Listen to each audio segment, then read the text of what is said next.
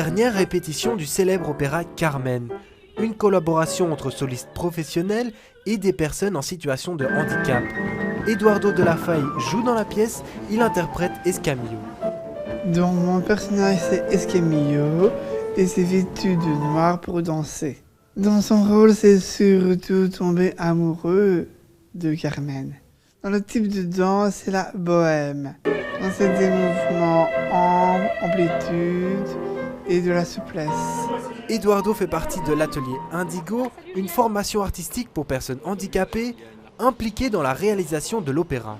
On a travaillé sur l'histoire de Carmen. Alors là, il y a eu plein de conflits parce que les femmes n'étaient pas d'accord que Carmen meure alors qu'elle était amoureuse d'Escamillo et que Don José n'était pas juste et tout. Donc c'était vraiment des chouettes moments passés avec eux. La pièce rappelle que des personnes en situation de handicap ont un potentiel à nous faire partager et qu'elles vivent malheureusement encore souvent en marge de la société.